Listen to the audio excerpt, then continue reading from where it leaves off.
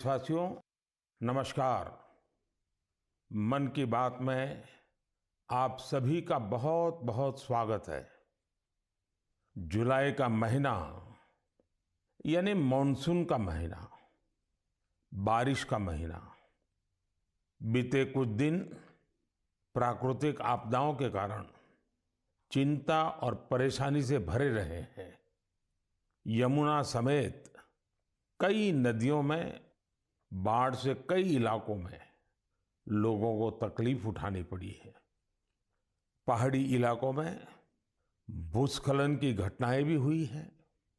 इसी दौरान देश के पश्चिमी हिस्से में कुछ समय पूर्व गुजरात के इलाकों में बिपरजॉय साइक्लोन भी आया।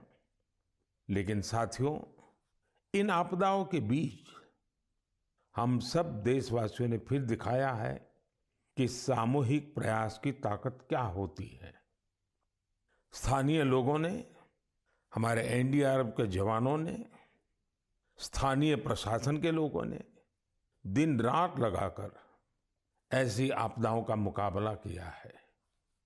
किसी भी आपदा से निपटने में हमारे सामर्थ्य और संसाधनों की भूमिका बड़ी होती है, लेकिन इसके साथ ही हमारी संवेदनशीलता और एक दूसरे का हाथ थामने की भावना उतनी ही अहम होती है। सर्वजन हिताय की यही भावना भारत की पहचान भी है और भारत की ताकत भी है। साथियों, बारिश का यही समय वृक्षारोपण और जल संरक्षण के लिए भी उतना ही जरूरी होता है। आजादी के अमृत महोत्सव के दौरान बने 60,000 से ज्यादा अमृत सरोवरों में भी रौनक बढ़ गई है। अभी 50,000 से ज्यादा अमृत सरोवरों को बनाने का काम चल भी रहा है। हमारे देशवासी पूरी जागरूकता और जिम्मेदारी के साथ जल संरक्षण के लिए नए नए प्रयास कर रहे हैं। आपको याद होगा, कुछ समय पहले मैं एमपी के शहडोल गया था। वहां मेरी मुलाकात पकरिया गांव के आदिवासी भाई बहनों से हुई थी। वहीं पर मेरी उनसे प्रकृति और पानी को बचाने के लिए भी चर्चा हुई थी। अभी मुझे पता चला है कि पकरिया गांव के आदिवासी भाई बहनों ने इसे लेकर काम भी शुरू कर दिया है। यहां प्रशासन की मदद से लोगों ने करीब 100 कुओं को वाटर रिचार्ज सिस्टम में बदल दिया है।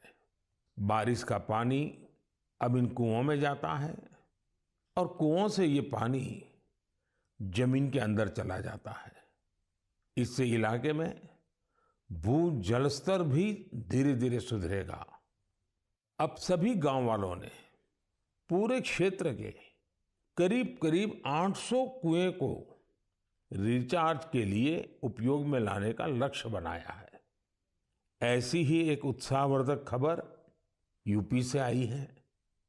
कुछ दिन पहले उत्तर प्रदेश में एक दिन में 30 करोड़ पेड़ लगाने का रिकॉर्ड बनाया गया है। इस अभियान की शुरुआत राज्य सरकार ने की, उसे पूरा वहां के लोगों ने किया। ऐसे प्रयास जन भागीदारी के साथ साथ जन जागरण के भी बड़े उदाहरण हैं। मैं चाहूंगा कि हम सब भी पेड़ लगाने और पानी बचाने के इन प्रयासों का हिस्सा बने। मेरे प्यारे देशवासियों, इस समय सावन का पवित्र महीना चल रहा है। सदाशिव महादेव की साधना आराधना के साथ ही सावन हरियाली और खुशियों से जुड़ा होता है। इसलिए सावन का आध्यात्मिक के साथ ही सांस्कृतिक दृष्टिकोण से भी बहुत महत्व रहा है। सावन के झूले, सावन की मेहंदी, सावन के उत्सव, यानी सावन का मतलब ही आनंद और उल्लास होता है। साथियों, हमारी इस आस्था और इन परंपराओं का एक पक्ष और भी है।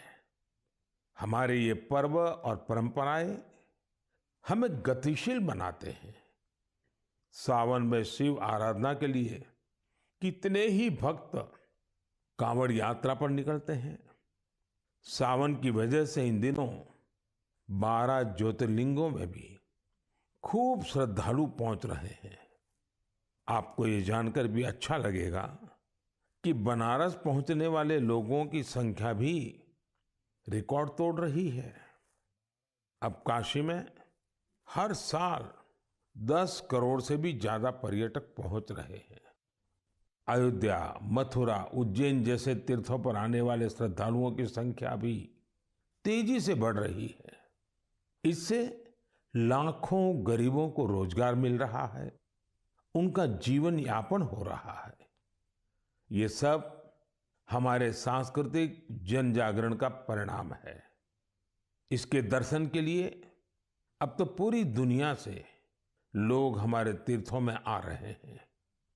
मुझे ऐसे ही 2 अमेरिकन दोस्तों के बारे में पता चला है जो कैलिफोर्निया से यहां अमरनाथ यात्रा करने आए थे। इन विदेशी मेहमानों ने अमरनाथ यात्रा से जुड़े स्वामी विवेकानंद के अनुभवों के बारे में कहीं सुना था। उससे उन्हें इतनी प्रेरणा मिली कि खुद भी अमरनाथ यात्रा करने आ गए। ये इसे भगवान भोलेनाथ का आशीर्वाद मानते हैं। यही भारत की खासियत है कि सबको अपनाता है, सबको कुछ न कुछ देता है। ऐसी ही एक फ्रेंच मूल की महिला है, शार्लोट शोपा।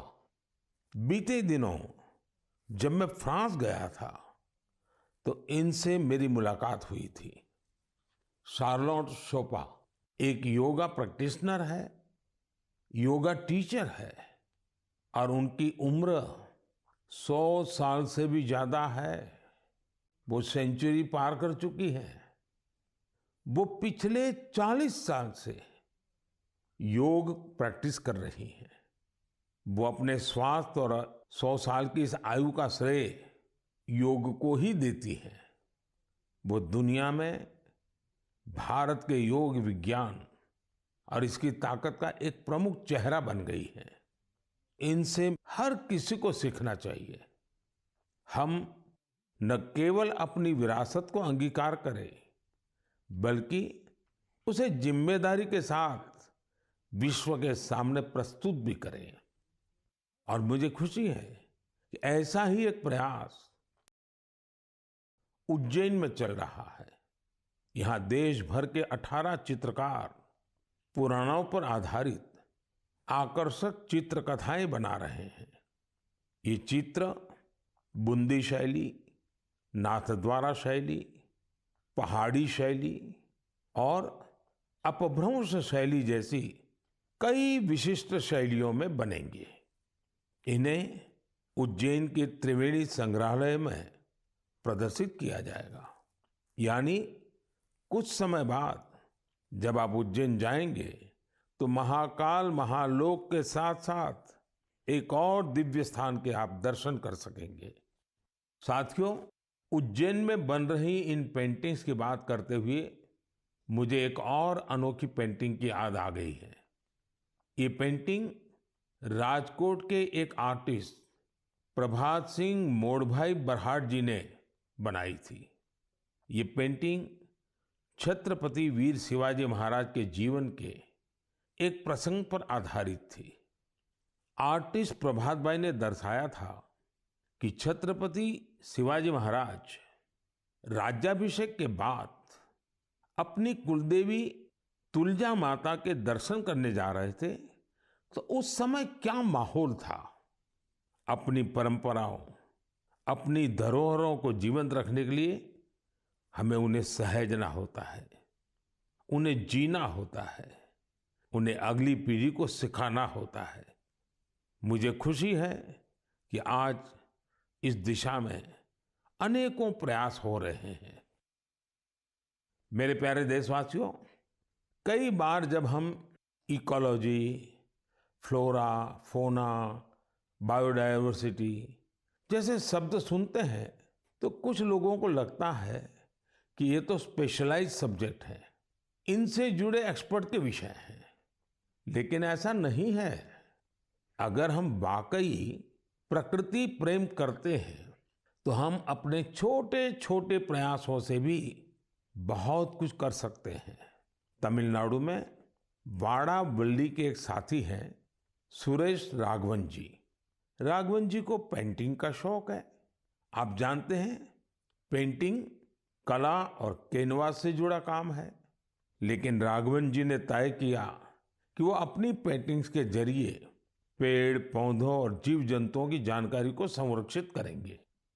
वो अलग अलग फ्लोरा और फौना की पेंटिंग्स बनाकर उनसे जुड़ी जानकारी का डॉक्यूमेंटेशन करते हैं। वो अब तक दर्जनों ऐसी चिड़ियाओं की, पशुओं की, ऑर्चिड्स की पेंटिंग्स बना चुके हैं जो विलुप्त होने की कगार पर है। कला के जरिए प्रकृति की सेवा करने का ये उदाहरण वाकई अद्भुत है। मेरे प्यारे देशवासियों, आज मैं आपको एक और दिलचस्प बात भी बताना चाहता हूँ। कुछ दिन पहले सोशल मीडिया पर एक अद्भुत क्रेज दिखा। अमेरिका ने हमें 100 से ज्यादा दुर्लभ और प्राचीन कलाकृतियां वापस लौटाई है। इस खबर के सामने आने के बाद सोशल मीडिया पर इन कलाकृतियों को लेकर खूब चर्चा हुई। युवाओं में अपनी विरासत के प्रति गर्व का भाव दिखा। भारत लौटी ये कलाकृतियां 2500 साल से लेकर 250 साल तक पुरानी हैं। आपको यह भी जानकर खुशी होगी कि इन दुर्लभ चीजों का नाता देश के अलग अलग क्षेत्रों से है। ये टेराकोटा, स्टोन, मेटल और लकड़ी के इस्तेमाल से बनाई गई है। इनमें से कुछ तो ऐसी हैं जो आपको आश्चर्य से भर देंगी। आप इन्हें देखेंगे तो देखते ही रह जाएंगे। इनमें 11वीं शताब्दी का एक खूबसूरत सैंडस्टोन स्कल्पचर भी आपको देखने को मिलेगा। ये नृत्य करती हुई एक अप्सरा की कलाकृति है जिसका नाता मध्य प्रदेश से है। चोल युग की कई मूर्तियां भी इनमें शामिल है। देवी और भगवान मुरुगन की प्रतिमाएं तो 12वीं शताब्दी की है और तमिलनाडु की वैभवशाली संस्कृति से जुड़ी है। भगवान गणेश की करीब 1000 वर्ष पुरानी कांसे की प्रतिमा भी भारत को लौटाई गई है। ललितासन में बैठे उमा महेश्वर की एक मूर्ति 11वीं शताब्दी की बताई जाती है, जिसमें वे दोनों नंदी पर आसीन है। पत्थरों से बनी जैन तीर्थंकरों की 2 मूर्तियां भी भारत वापिस आई हैं। भगवान सूर्यदेव की 2 प्रतिमाएं भी आपका मन मोह लेंगी। इनमें से एक सैंडस्टोन से बनी है। वापस लौटाई गई चीजों में लकड़ी से बना एक पैनल भी है जो समुद्र मंथन की कथा को सामने लाता है। 16वीं 17वीं सदी के इस पैनल का जुड़ाव दक्षिण भारत से है। साथियों, यहाँ मैंने तो बहुत कम ही नाम लिए हैं, जबकि देखें तो ये लिस्ट बहुत लंबी है। मैं अमेरिकी सरकार का आभार करना चाहूंगा जिन्होंने हमारी इस बहुमूल्य विरासत को लौटाया है। 2016 और 2021 में भी जब मैंने अमेरिका की यात्रा की थी, तब भी कई कलाकृतियां भारत को लौटाई गई थी। मुझे विश्वास है कि ऐसे प्रयासों से हमारी सांस्कृतिक धरोहरों की चोरी रोकने को, इस बात को लेकर के देश भर में जागरूकता बढ़ेगी। इससे हमारी समृद्ध विरासत से देशवासियों का लगाव भी और गहरा होगा। मेरे प्यारे देशवासियों, देवभूमि उत्तराखंड की कुछ माताओं और बहनों ने जो पत्र मुझे लिखे हैं वो भावुक कर देने वाले हैं। उन्होंने अपने बेटे को, अपने भाई को खूब सारा आशीर्वाद दिया है। उन्होंने लिखा है कि उन्होंने कभी कल्पना भी नहीं की थी कि हमारी सांस्कृतिक धरोहर रहा भोजपत्र उनकी आजीविका का साधन बन सकता है। आप सोच रहे होंगे कि यह पूरा माजरा है क्या? साथियों, मुझे ये पत्र लिखे हैं चमोली जिले की नीति माणा घाटी की महिलाओं ने। ये वो महिलाएं हैं जिन्होंने पिछले साल अक्टूबर में मुझे भोजपत्र पर एक अनूठी कलाकृति भेंट की थी। ये उपहार पाकर मैं भी बहुत अभिभूत हो गया। आखिर हमारे यहाँ प्राचीन काल से हमारे शास्त्र और ग्रंथ इन्हीं भोजपत्रों पर सहेजे जाते रहे हैं। महाभारत भी तो इसी भोजपत्र पर लिखा गया था। आज देवभूमि की ये महिलाएं इस भोजपत्र से बेहद ही सुंदर सुंदर कलाकृतियां और स्मृति चिन्ह बना रही हैं। माणा गांव की यात्रा के दौरान मैंने उनके इस यूनिक प्रयास की सराहना की थी। मैंने देवभूमि आने वाले पर्यटकों से अपील की थी कि वो यात्रा के दौरान ज्यादा से ज्यादा लोकल प्रोडक्ट्स खरीदें। इसका वहां बहुत असर हुआ है। आज भोजपत्र के उत्पादों को यहाँ आने वाले तीर्थयात्री काफी पसंद कर रहे हैं और इसे अच्छे दामों पर खरीद भी रहे हैं। भोजपत्र की यह प्राचीन विरासत उत्तराखंड की महिलाओं के जीवन में खुशहाली के नए नए रंग भर रही है। मुझे यह जानकर भी खुशी हुई है कि भोजपत्र से नए नए प्रोडक्ट बनाने के लिए राज्य सरकार महिलाओं को ट्रेनिंग भी दे रही है। राज्य सरकार ने भोजपत्र की दुर्लभ प्रजातियों को संरक्षित करने के लिए भी अभियान शुरू किया है। जिन क्षेत्रों को कभी देश का आखिरी छोर माना गया था, उन्हें अब देश का प्रथम गांव मानकर विकास हो रहा है। ये प्रयास अपनी परंपरा और संस्कृति को संजोने के साथ आर्थिक तरक्की का भी जरिया बन रहा है। मेरे प्यारे देशवासियों, मन की बात में मुझसे इस बार काफी संख्या में ऐसे पत्र भी मिले हैं जो मन को बहुत ही संतोष देते हैं। ये चिट्ठी उन मुस्लिम महिलाओं ने लिखी है जो हाल ही में हज यात्रा करके आई है। उनकी ये यात्रा कई मायनों में बहुत खास है। ये वो महिलाएं हैं जिन्होंने हज की यात्रा बिना किसी पुरुष सहयोगी या महरम के बिना पूरी की है और ये संख्या 150 नहीं बल्कि 4000 से ज्यादा है। यह एक बड़ा बदलाव है। पहले मुस्लिम महिलाओं को बिना महरम हज करने की इजाजत नहीं थी। मैं मन की बात के माध्यम से सऊदी अरब सरकार का भी हृदय से आभार व्यक्त करता हूं। बिना महरम हज पर जा रही महिलाओं के लिए खास तौर पर विमेन कोऑर्डिनेटर्स नियुक्ति की गई थी।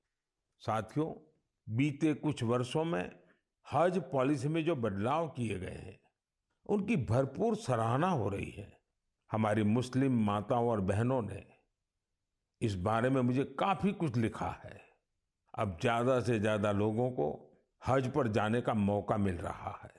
हज यात्रा से लौटे लोगों ने, विशेषकर हमारी माताओं बहनों ने चिट्ठी लिखकर जो आशीर्वाद दिया है, वो अपने आप में बहुत प्रेरक है। मेरे प्यारे देशवासियों, जम्मू कश्मीर में म्यूजिकल नाइट्स हो, हाई एल्टीट्यूड में बाइक रैलीज हो, चंडीगढ़ के लोकल क्लब हो और पंजाब में ढेर सारे स्पोर्ट्स ग्रुप्स हो, ये सुनकर लगता है एंटरटेनमेंट की बात हो रही है, एडवेंचर की बात हो रही है। लेकिन बात कुछ और है। ये आयोजन एक कॉमन कॉज से भी जुड़ा हुआ है और ये कॉमन कॉज है ड्रग्स के खिलाफ जागरूकता अभियान। जम्मू कश्मीर के युवाओं को ड्रग्स से बचाने के लिए कई इनोवेटिव प्रयास देखने को मिले हैं। यहाँ म्यूजिकल नाइट, बाइक रैली जैसे कार्यक्रम हो रहे हैं। चंडीगढ़ में इस मैसेज को स्प्रेड करने के लिए लोकल क्लब्स को इससे जोड़ा गया है। वे इन्हें वादा क्लब्स कहते हैं। वादा यानी victory against drugs abuse. Punjab में कई स्पोर्ट्स ग्रुप्स भी बनाए गए हैं जो फिटनेस पर ध्यान देने और नशा मुक्ति के लिए अवेयरनेस कैंपेन चला रहे हैं। नशे के खिलाफ अभियान में युवाओं की बढ़ती भागीदारी बहुत उत्साह बढ़ाने वाली है। ये प्रयास भारत में नशे के खिलाफ अभियान को बहुत ताकत देते हैं। हमें देश की भावी पीढ़ियों को बचाना है तो उन्हें ड्रग्स से दूर रखना ही होगा। इसी सोच के साथ 15 अगस्त 2020 को नशा मुक्त भारत अभियान की शुरुआत की गई थी। इस अभियान से 11 करोड़ से ज्यादा लोगों को जोड़ा गया है। 2 हफ्ते पहले ही भारत ने ड्रग्स के खिलाफ बहुत बड़ी कार्रवाई की है। ड्रग्स की करीब 1.5 लाख किलो की खेप को जब्त करने के बाद उसे नष्ट कर दिया गया है। भारत ने 10 लाख किलो ड्रग्स को नष्ट करने का अनोखा रिकॉर्ड भी बनाया है।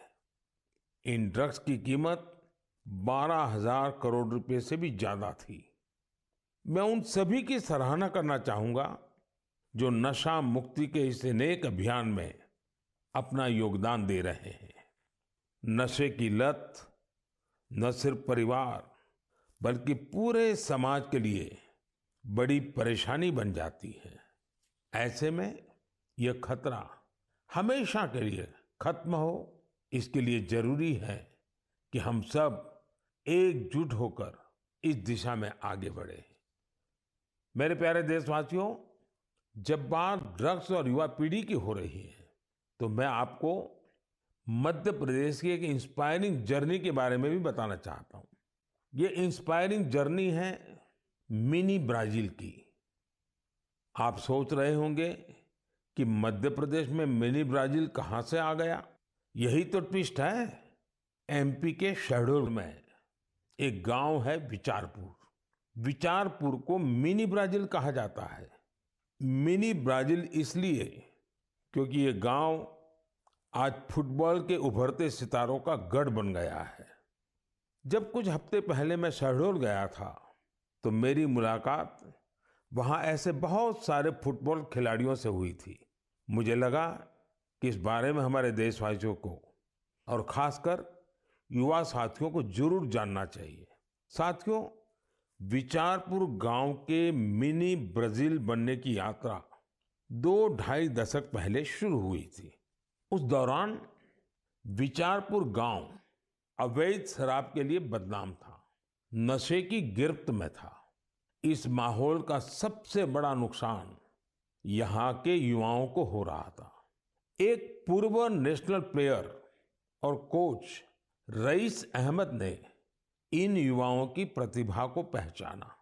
रईस जी के पास संसाधन ज्यादा नहीं थे, लेकिन उन्होंने पूरी लगन से युवाओं को फुटबॉल सिखाना शुरू किया।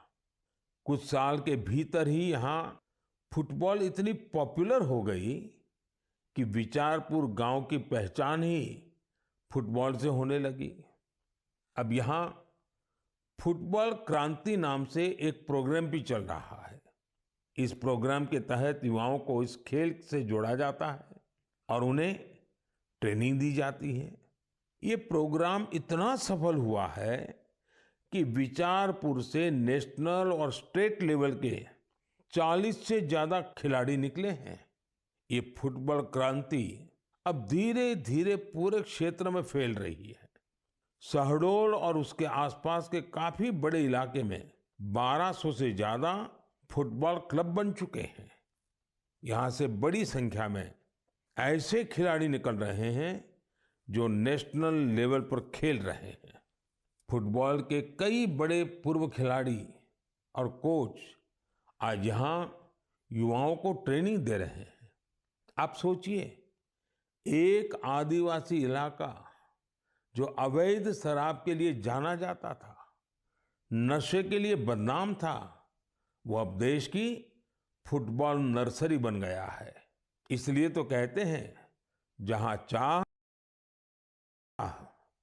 हमारे देश में प्रतिभाओं की कमी नहीं है। जरूरत है तो उन्हें तलाशने की और तराशने की। इसके बाद यही युवा देश का नाम रोशन भी करते हैं और देश के विकास को दिशा भी देते हैं। मेरे प्यारे देशवासियों, आजादी के 75 साल पूरे होने के अवसर पर हम सभी पूरे उत्साह से अमृत महोत्सव मना रहे हैं।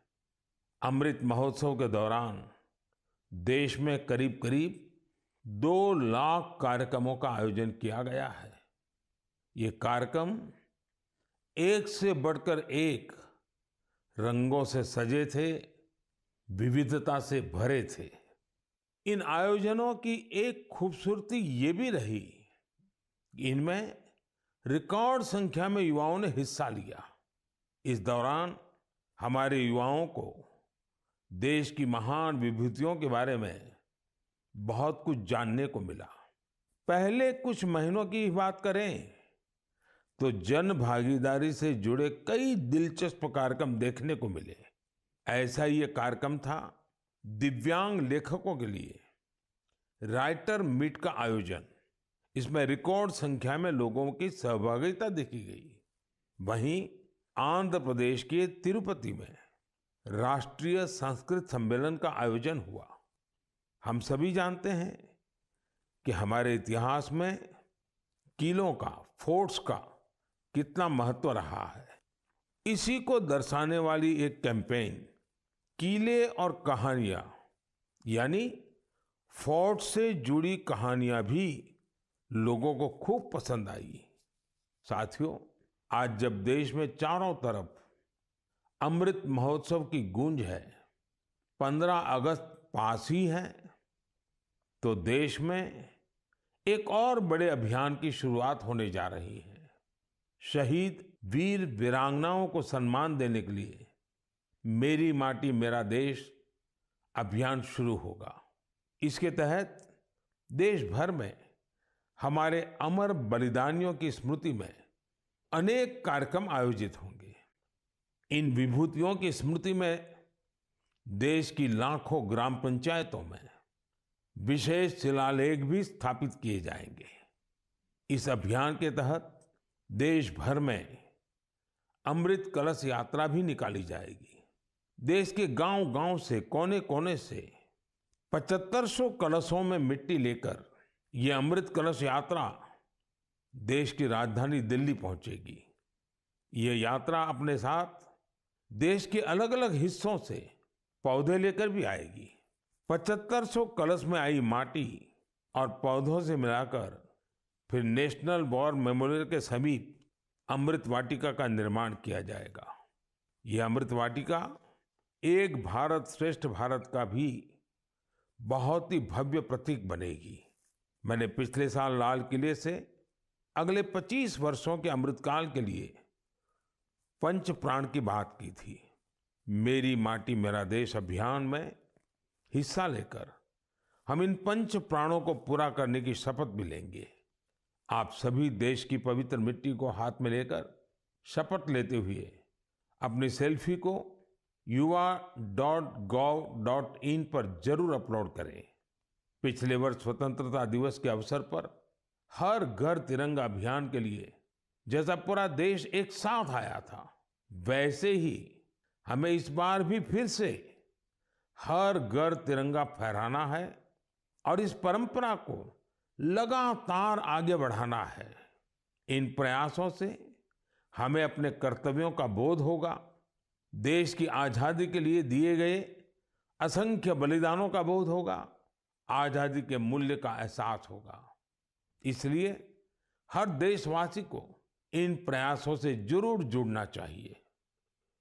मेरे प्यारे देशवासियों, मन की बात में आज बस इतना ही। अब कुछ ही दिनों में हम 15 अगस्त आजादी का ये महान पर्व का हिस्सा बनेंगे। देश की आजादी के लिए मर मिटने वालों को हमेशा याद रखना है। हमें उनके सपनों को सच करने के लिए दिन रात मेहनत करनी है। और मन की बात देशवासियों की इसी मेहनत को, उनके सामूहिक प्रयासों को सामने लाने का ही एक माध्यम है। अगली बार कुछ नए विषयों के साथ आपसे मुलाकात होगी। बहुत बहुत धन्यवाद। नमस्कार। मन की बात के प्रादेशिक भाषाओं में अनुवाद का पुनः प्रसारण आप सुन सकते हैं रात 8 बजे आकाशवाणी और दूरदर्शन के सभी प्रादेशिक चैनलों पर।